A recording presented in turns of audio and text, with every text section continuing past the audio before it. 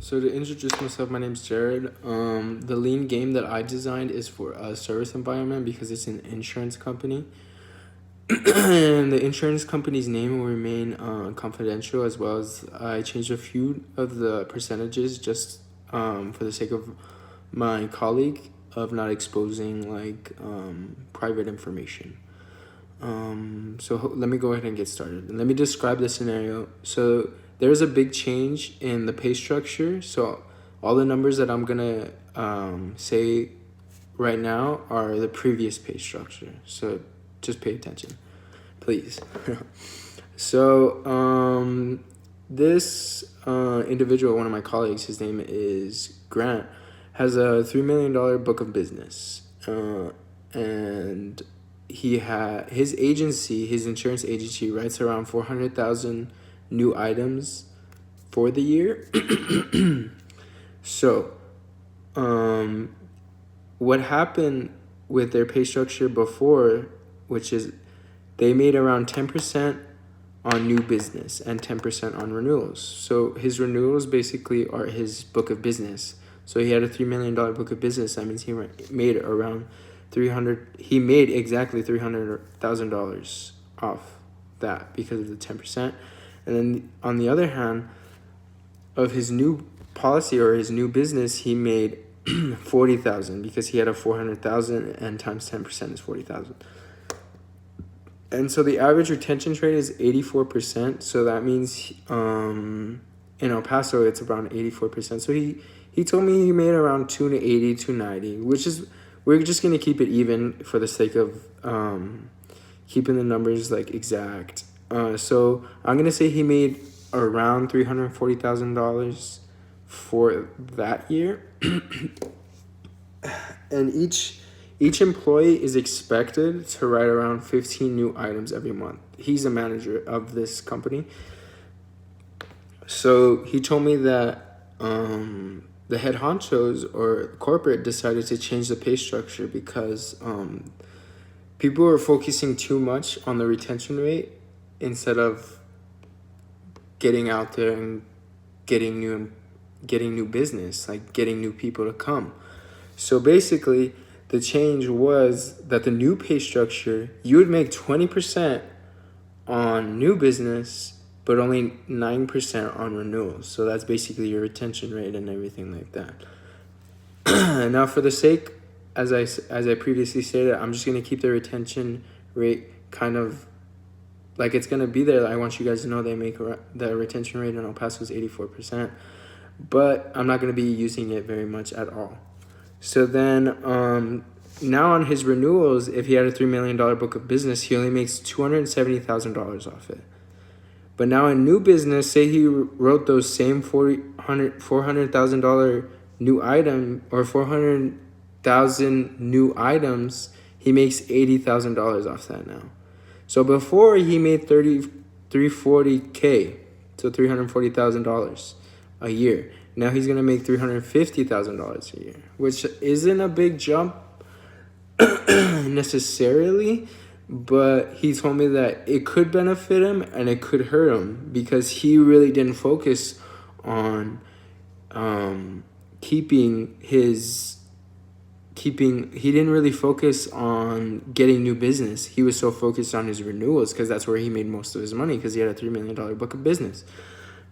So basically, he's going to have to spend a lot more money on advertising, and he's going to keep his same employees because he has faith in them, and he's been employing them for about 5 to 10 years now.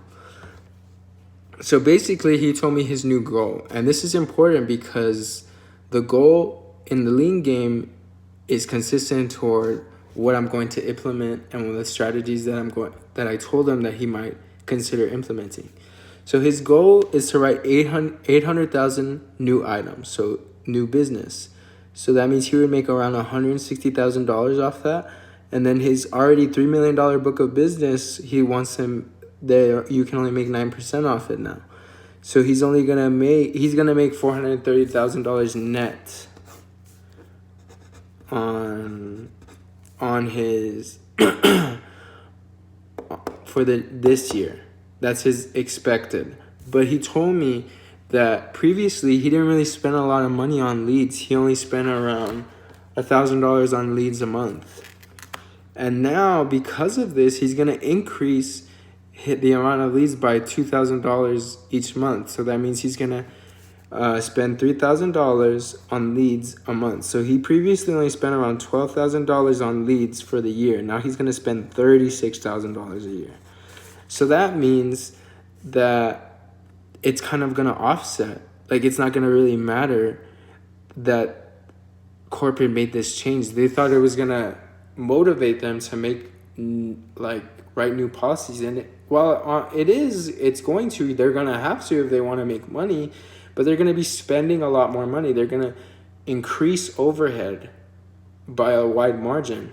So that's where I come in, and that's where I told them that I was conducting this extra credit assignment, and that just hearing out my ideas, not necessarily like you have to implement them, or not even that I know what it's like to be in his situation, but I told him that he should implement TQM.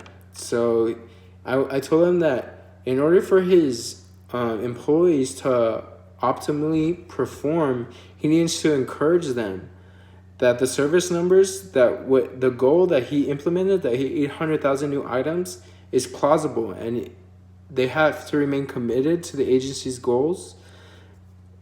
So basically, I told them with TQM, you just have to constantly remind your employees that it's possible, that they can do it.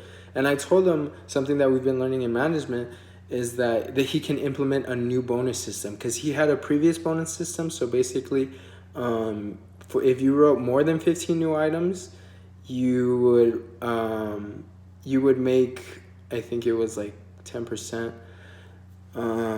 But now he wants his employees right now to write 25 new items. That's the reason I told him to implement TQM, because that's a big jump. Writing 10 new items in a month is a pretty big jump. So I told them to make a work environment that the employees can consistently meet the goals and are rewarded accordingly. So I told them that maybe if they write 25 new items, they should make around 13 to 14%.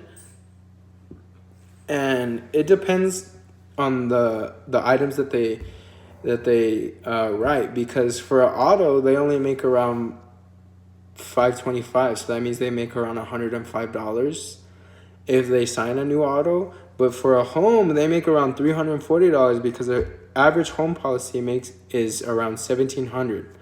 So basically, with the change of 13% from 10%, if you write a new auto, you're gonna make $125.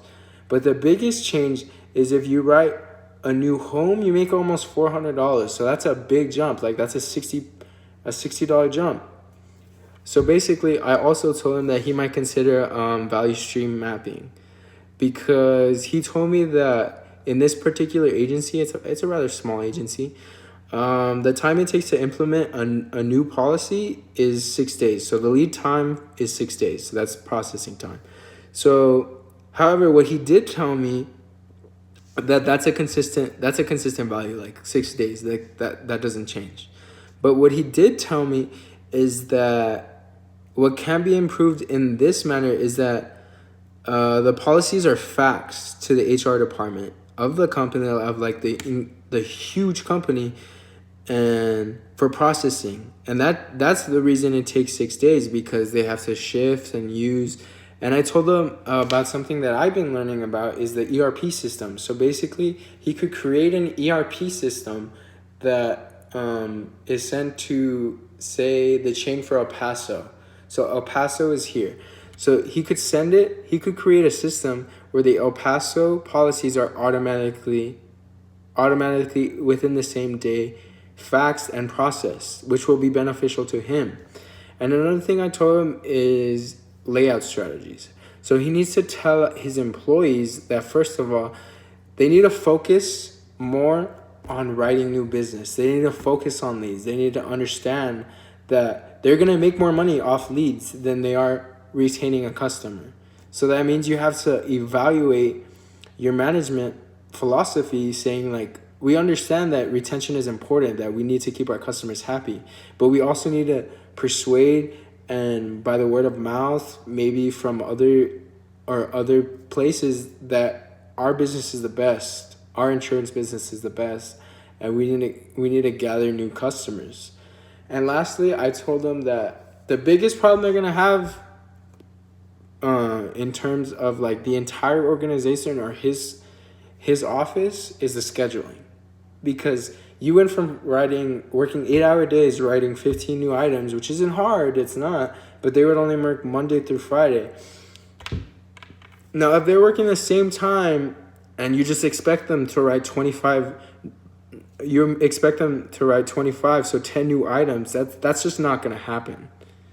So he told me that they're not down for working on, they're not down. They don't find it favorable working a Saturday or an extra day, like they don't want to. So I told them about something called like scheduling.